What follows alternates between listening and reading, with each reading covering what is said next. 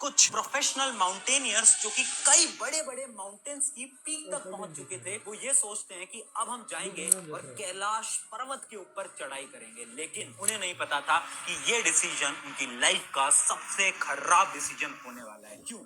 क्योंकि वो चढ़ने तो जाते हैं, थोड़ी दूर चढ़ते भी हैं, बट थोड़ी देर बाद वो रियलाइज करते हैं कि उनके जो उंगलियों के नाखून हैं वो बड़ी तेज रफ्तार से बढ़ते जा रहे थे। थोड़ी देर और ऊपर चढ़ते हैं और वो ये रियलाइज करते हैं कि उनके जो बाल हैं उसकी लंबाई भी बहुत तेज बढ़ रही थी। उन्हें ऐसा फील होने लगा था कि मानो उनकी जो उम्र है वो बहुत तेजी से बढ़ रही है, यानी वो बुजुर्ग होते जा रहे हैं। उन्हें जैसा ये फील होता है तो वो एक डिसीजन लेते हैं कि अब वो ज्यादा ऊपर नहीं जाएंगे और वो नीचे वापस लौट जाते हैं। लेकिन ये कहानी यहाँ खत्म नहीं होती, क्योंकि इसके एक साल के अंदर अंदर वो जितने भी माउंटेनियर्स थे उन सभी की मिस्टीरियस तरीके से डेथ हो जाती है। तो आखिर ऐसा क्या छुपा है इस मिस्टीरियस कैलाश पर्वत के अंदर, जिसकी वजह से 2001 के अंदर जब चाइना अपना हेलीकॉप्टर भेजती है इसकी रिसर्च करने के लिए, तो उन्हें कुछ ऐसा मिलता है कि उसी समय वो क्लाइंबिंग को बैन कर देती है। सिर्फ इतना ही नहीं, नासा अपनी सैटेलाइट की मदद से जब रिसर्च करता है इस पर्वत की, तो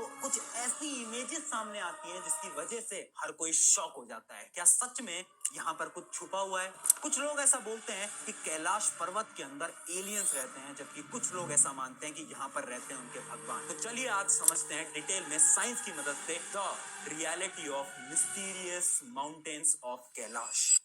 कैलाश पर्वत पर भगवान शिव पार्वती के साथ पिछले 21,000 सालों से मेडिटेट कर रहे हैं। कैलाश पर्वत के अंदर एक हिडन शहर है। Took one strand of what is there on that mountain. You won't believe. I was almost 10 to 15 years younger.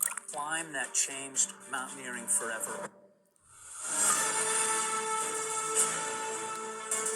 Hi everyone, मेरा नाम है प्रशांत। माउंट कैलाश एक ऐसा रहस्यमय पर्वत जिसकी ऊंचाई माउंट एवरेस्ट से 2200 मीटर कम है। लेकिन शॉकिंग बात पता है क्या है? इसके ऊपर आज तक केवल एक इंसान चढ़ पाया है, जबकि माउंट एवरेस्ट के ऊपर आज तक 7000 से ज्यादा लोग चढ़ पाए हैं। तो आखिर इसमें ऐसा क्या खास है? सिर्फ इतना ही नहीं है, एक बार रशियन माउंटेनियर जो कि बहुत ज्यादा एक्सपीरियंस माउंटेनियर थे, जिनका नाम था सरजी, वो एक शॉर्टेस्ट पार्ट ढूंढते हैं माउंट कैलाश के ऊपर चढ़ने का। वो अपनी चढ़ाई को स्टार्ट तो करते हैं, पर जैसे जैसे वो ऊपर जाते जाते हैं ना, तो उनके मन में एक फीलिंग आने लगती है कि यार यहाँ पर चढ़ना एकदम सही नहीं है। तो वो नीचे उतरना स्टार्ट करते हैं, और जब वो नीचे आ रहे थे ना, तो उन्हें ऐसा फील आता है कि उसने एकदम सही किया उस पहाड़ पे ना चढ़ के। ऐसा एक और बार हुआ था जब चाइना एक बहुत फेमस माउंटेनियर राइनहोल्ड उनसे रिक्वेस्ट करती है कि आप जाओ और आप कैलाश पर्वत के ऊपर चढ़ के आओ और देख के आओ कि आखिर वहां पर है क्या। पता है राइनहोल्ड कौन है? जो माउंट एवरेस्ट की पीक पे बिना ऑक्सीजन सप्लाई के चढ़ चुके हैं। इन्होंने दुनिया के बड़े बड़े माउंटेन्स पे बहुत इजीली क्लाइंबिंग करी है, पर इन्होंने चाइनीज गवर्नमेंट से बोला कि यहाँ पर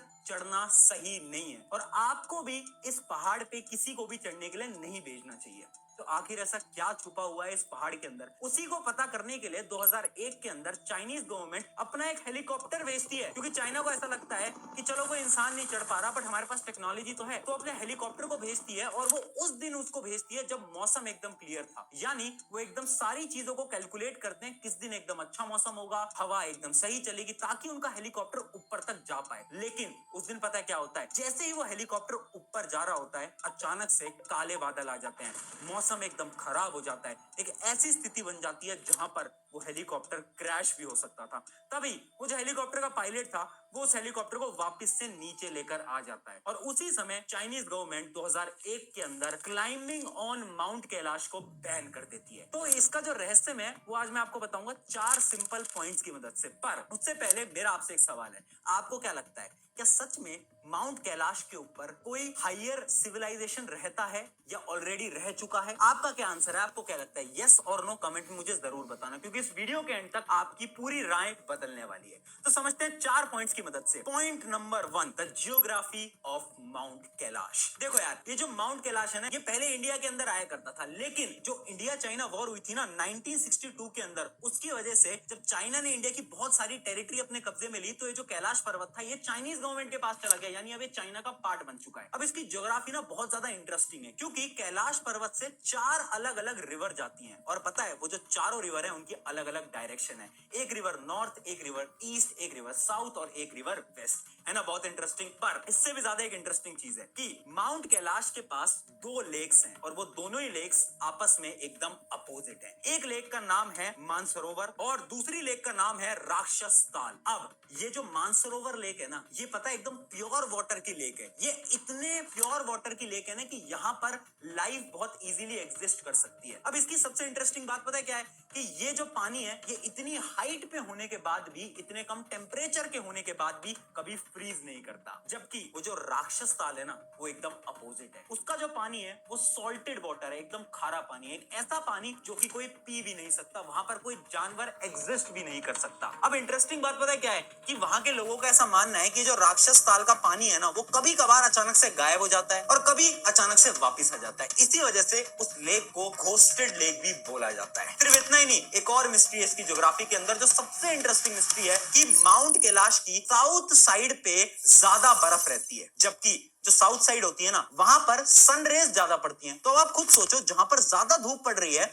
वहां तो बर्फ कम होनी चाहिए, बट यहाँ पर एकदम अपोजिट है ना, बहुत ज्यादा शॉकिंग। तो साइंटिस्ट इसका एक ही एक्सप्लेनेशन देते हैं, जो कि है इसकी लोकेशन पे। जो माउंट कैलाश है ना, उसको हम एक और नाम से बोलते हैं द सेंटर ऑफ अर्थ, या फिर एक्सिस। मेरी मम्मी को ना बचपन से ही पानी निकली है ऐसी लोकेशन जहां से आसमान और पृथ्वी का मिलन होता है। इसका क्या मतलब होता है कि ये एक ऐसे रीजन पे लोकेटेड है ना, जहां से सारी चीजों का सेंटर है। फॉर एग्जांपल मैं आपको समझाता हूं कि अगर आप माउंट कैलाश को कैलकुलेट करोगे ना स्टोन हेड से, तो इसका जो डिस्टेंस है वो आएगा 6666 किलोमीटर, और अगर हम नॉर्थ पोल से कैलकुलेट करेंगे डिस्टेंस, तो भी एकदम सेम आएगा, और साउथ पोल से ये डिस्टेंस एकदम इसका डबल आता है, 13,332। ये शायद इसका आंसर हो सकता है इसकी ज्योग्राफिकल कंडीशंस का। अब बढ़ते हैं पॉइंट नंबर 2 की तरफ, the light and sound mystery. 1999 के अंदर अर्नेस्ट, जो कि एक रशियन साइंटिस्ट थे, वो ये सोचते हैं कि यार हम जाएंगे माउंट कैलाश पे और अपनी सारी टीम के साथ रिसर्च करके आएंगे। तो काफी दिन वहां पर बिताते हैं, वहां के पत्थरों पे बहुत सारी रिसर्च करते हैं, और उसके बाद वो एक किताब लिखते हैं, where do we come from. उस किताब के अंदर उन्होंने क्लियरली बताया कि ये जो कैलाश पर्वत है ना, ये एक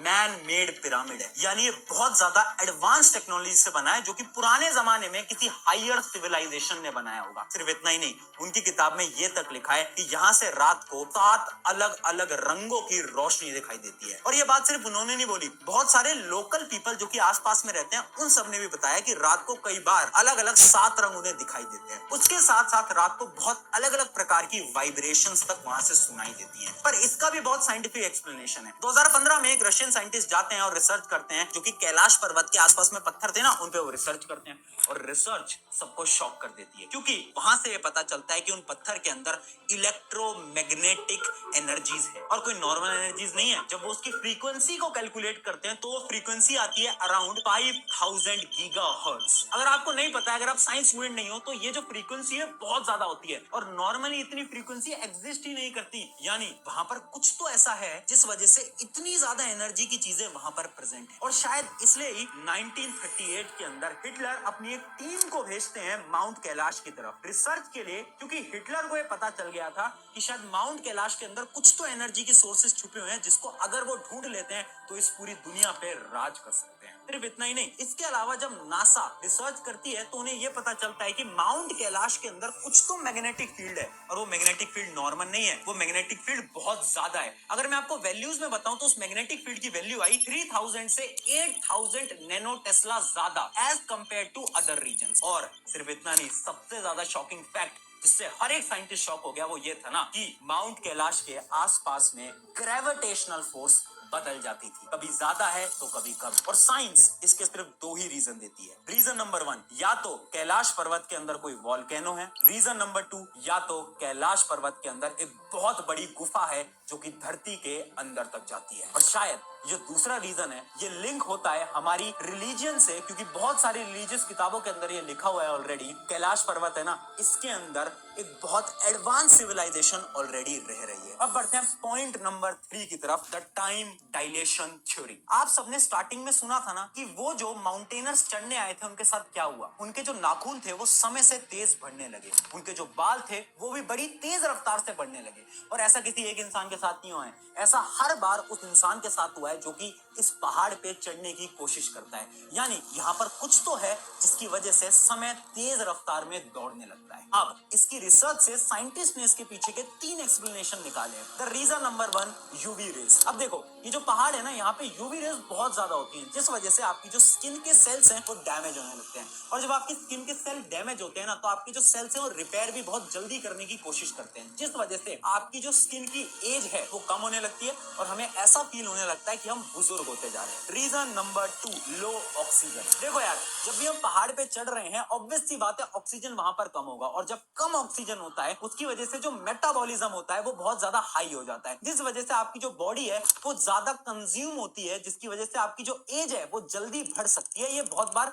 और भी माउंटेनियर्स के साथ हो चुका है। और रीजन नंबर 3 और सबसे प्रोबेबल रीजन कि माउंट कैलाश पे, जैसा कि नासा ने बताया, यहाँ पर ना मैग्नेटिक फील्ड बहुत ज्यादा स्ट्रॉन्ग है। अब उस मैग्नेटिक फील्ड की वजह से हमारी जो बॉडी है उसके हार्मोनल सिस्टम पे कुछ तो चेंज आता है। अब एग्जैक्टली तो किसी को नहीं पता, बट कुछ चेंज आता है जिसकी वजह से हमारी जो एज है वो टाइम के हिसाब से जल्दी तेज रफ्तार में बढ़ने लगती है। अब इसका क्या सही रीजन है वो तो आज तक नहीं पता है, आज भी रिसर्च चल रही है, बट ये जो टाइम डायलेशन की थ्योरी है इसके बारे में आज तक किसी को नहीं पता कि आखिर क्या छुपा हुआ है माउंट कैलाश के अंदर। अब बढ़ते हैं पॉइंट नंबर 4 की तरफ कि आखिर वो कौन ऐसा इंसान है जो कि आज तक इस बड़े पर्वत के ऊपर चढ़ पाया है। तो देखो, अगर आपने सुना हो, एक स्टोरी है महाभारत की। महाभारत के अंदर लास्ट में जो पांडव ब्रदर्स थे वो सब कोशिश करते हैं माउंट कैलाश के ऊपर चढ़ने की, बट धीरे धीरे सबकी मृत्यु होने लगती है। पर पहाड़ के ऊपर सिर्फ एक पहुंचता है जिसका नाम था युधिष्ठिर। अब युधिष्ठिर कौन था? जिसने आज तक कभी कुछ गलत नहीं करा, किसी से भी झूठ तक नहीं बोला। अब ऐसे ही एक 14th सेंचुरी के अंदर तिब्बत में रहने वाले एक बुद्धा जिनका नाम था मिलारेपा। अब ये जो मिलारेपा थे ना, ऐसा माना जाता है कि इन्होंने अपनी स्पिरिचुअल पावर्स की मदद से इस पहाड़ के ऊपर चढ़ाई करी। आज तक कोई नहीं चढ़ पाया है, बट ऐसा तिब्बत में बोला जाता है। लोकल पीपल्स का ऐसा मानना है कि जो मिलारेपा थे सिर्फ वही एक लौते ऐसे इंसान थे जो कि उस ऊंचाइयों तक पहुंच पाए, और वो भी सिर्फ और सिर्फ उनकी स्पिरिचुअल पावर्स की वजह से। तो है ना बहुत ज्यादा शॉकिंग। पर अब ये कहानी खत्म नहीं होती, अभी भी बहुत सारे अननोन सवाल हैं, जैसे कि आखिर समय तेज रफ्तार से क्यों बढ़ता है, आखिर ऐसा क्या छुपा है माउंट कैलाश के अंदर कि उसके ऊपर से किसी भी फ्लाइट को उड़ने नहीं दिया जाता, यानी उस एरिया को नो फ्लाई जोन बना दिया गया है। एक और सवाल है जो कि ये है कि आखिर ऐसा क्यों होता है कि माउंट कैलाश के आसपास के सारे एरियाज में बहुत तेज अर्थक्वेक आता है, पर कभी भी माउंट कैलाश के रीजन में आज तक अर्थक्वेक फील तक नहीं किया गया है। क्या वहां पर कोई छुपी हुई ताकत है क्या? और तीसरा और सबसे बड़ा सवाल, क्या सच में उसके अंदर एक सुरंग है जहां पर हायर सिविलाइजेशन के लोग रहते हैं? आपका क्या मानना है कमेंट में मुझे जरूर बताना। अगर वीडियो अच्छी लगी अपने एक दोस्त के साथ शेयर जरूर करना। शुक्रिया एवरीवन, मेरा नाम है प्रशांत।